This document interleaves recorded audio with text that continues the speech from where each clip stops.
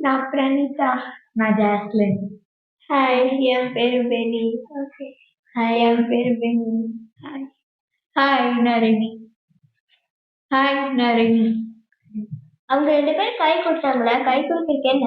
அவங்க 2 பேரும் யார் என்னன்னே தெரியாது. அவங்களுக்கு போய் கை கொடுக்கணுமா? யாரும் தெரியலன்னா என்ன? இனிமேல் நம்ம கொஞ்சம் டியூஷன் வர போறாங்க. பழகிக்கலாம்ல. பெனி, நீ எந்த கிளாஸ் படிக்கிற? நான் 5th ஸ்டாண்டர்ட் படிக்கிறேன். நான் 7th ஸ்டாண்டர்ட் படிக்கிறேன்.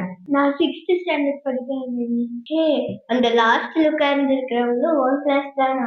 அப்போனா நீங்க 2 பேரும் ரொம்ப க்ளோஸ் ஆயிடுவீங்கன்னு நினைக்கிறேன். அதுக்கெல்லாம் அவசியமே இல்ல. கண்டவங்க கூடயில நான் ஃப்ரெண்ட்ஷிப் வைக்கணும்னு அவசியமே இல்ல.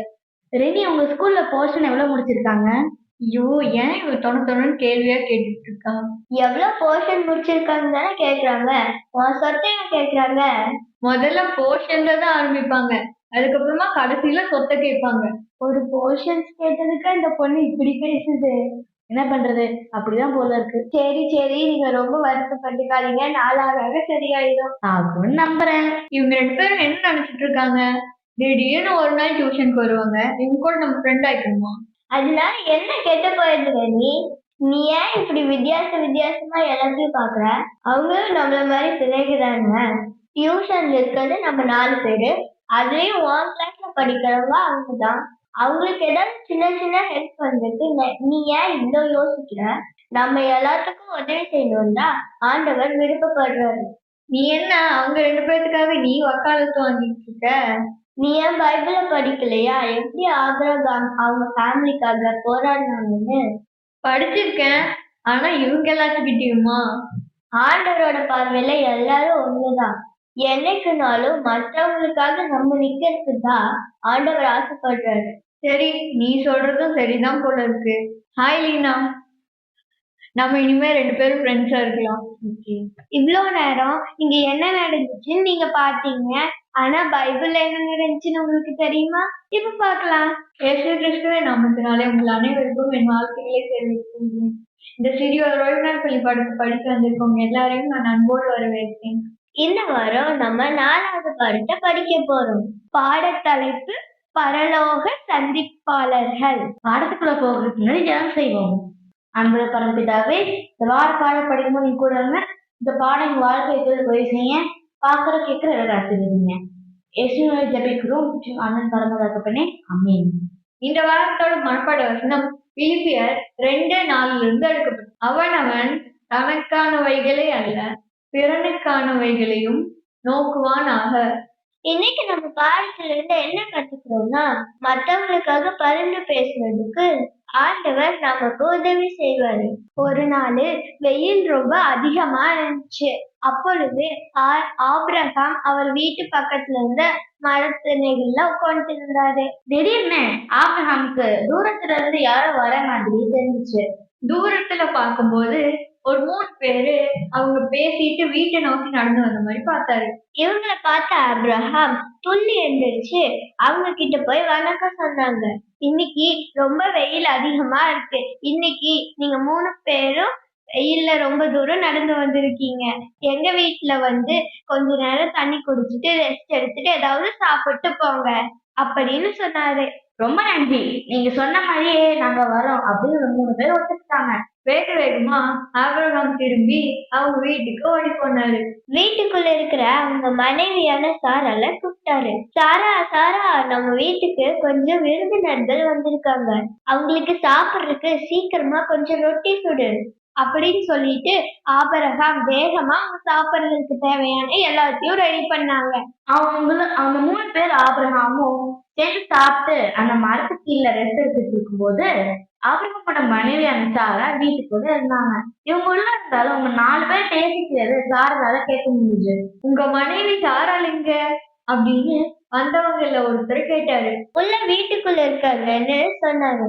அடுத்த வருஷம் இந்த நேரம் சாரா அவங்க கையில ஒரு குழந்தைய வச்சிருப்பாங்க அப்படின்னு வந்ததுல ஒருத்தர் சொன்னாங்க. இதை கேட்ட சாரா சிரிக்க ஆரம்பிச்சிட்டாங்க. ஏன்னா ஏறக்குறைய சாராளுக்கு 90 வயசு தாண்டிடுச்சு. இந்த வயசுல எனக்கு ஒரு குழந்தையா அப்படின்னு நினைச்சு சிரிக்க ஆரம்பிச்சாங்க.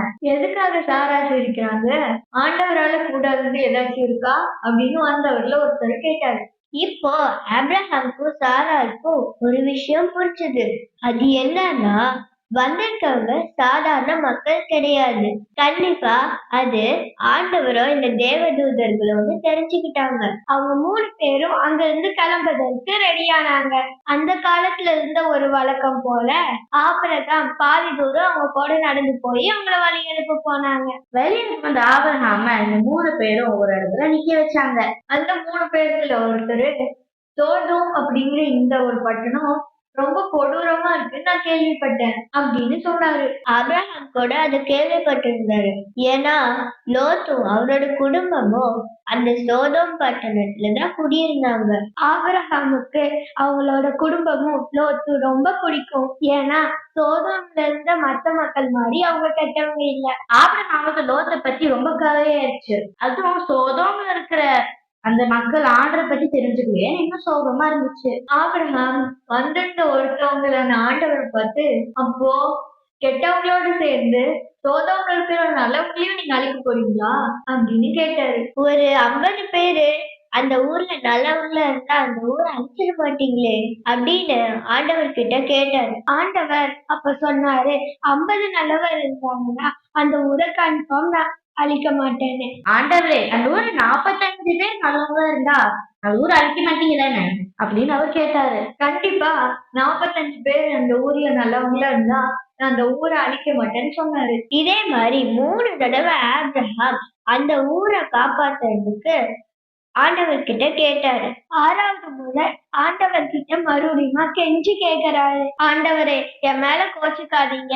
நான் இன்னும் ஒரே ஒரு முறை மட்டும் கேக்குறேன். 10 நல்லவங்க இருந்தா அந்த ஊரை அழிச்சிட மாட்டீங்களே அப்படின்னு கேட்டாரு. அப்பவும் ஆண்டவர் சொன்னாரு, 10 நல்லவங்களுக்காக அந்த ஊரை நான் கண்டிப்பா அழிக்கவே மாட்டேன்.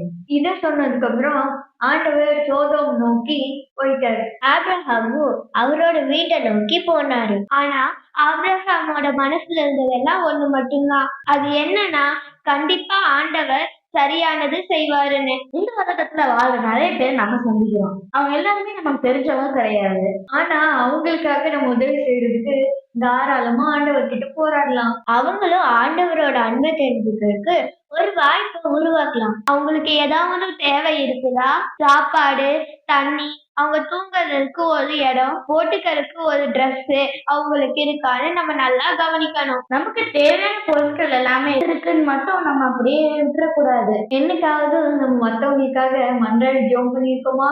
ஆண்டவர் கிட்ட மத்தவங்களுக்காக போராடுறதுங்கிறது பரிந்து பேசுதல் அப்படிங்கிற ஜெபம். ஏன்னா இந்த உலகத்துல நம்ம செய்யற பாவங்கள் எல்லாத்துக்கும் ஒவ்வொரு நாளும் நமக்காக பரிந்து பேசிட்டே இருக்காரு. ஒருத்தவங்களுக்கு நல்ல விஷயம் நடக்கிறோம்னு நம்ம என்னைக்காவது ஆண்டவர் கிட்ட போராடி இருக்கோமா? நிறைய சமயங்கள்ல நம்ம சுயநலத்துக்காக தான் ஜெபம் பண்ணிட்டு இருக்கோம். ஆண்டவரே, என்ன காப்பாத்துங்க, என்ன ஆசீர்வதிங்க, எனக்கு எதெல்லாம் தேவையோ அதெல்லாம் கொடுங்க, எங்க வீட்டுல உள்ளவங்கள பாத்துக்கோங்க இப்படின்னு சுயநலத்தோட தான் நம்ம ஜெபம் நிறைஞ்சிருக்கு. ஆனா ஆண்டவர் நம்ம மற்றவங்களுக்காக பேசணும்னு ஆசைப்படுறாரு. அதை நீ பாருங்க நமக்கு கத்து கொடுத்துருக்கு. ஆபிரகாம போல மத்தவங்களுக்காக போராடுறதுக்கு நீங்க ஆயத்தமா இருக்கீங்களா? நாங்க எல்லாரும் ஆயத்தமா இருக்கோம். இவ்வளவு நேரம் எங்க கூட சேர்ந்து பாடத்தை படிச்சதுக்காக நன்றி. பாடத்தை முடிக்க ஜெபம் செய்வோம். பலத்துல இருக்கிற நன்மை பிறவே இதை பாக்குற கேட்கிற எல்லாத்தையும் ஆசீர்வதிங்க. நாங்க நல்லா பேசுனதுக்காக நன்றி ஆண்டவரே. இதை பார்த்து அவங்க புரிஞ்சுக்க நீங்க உதவி செய்யணும். என் மூலம் ஜெபிக்கிறோம் எங்கள் ஜீவனுள்ள நல்ல பிதாவே. ஆமென்.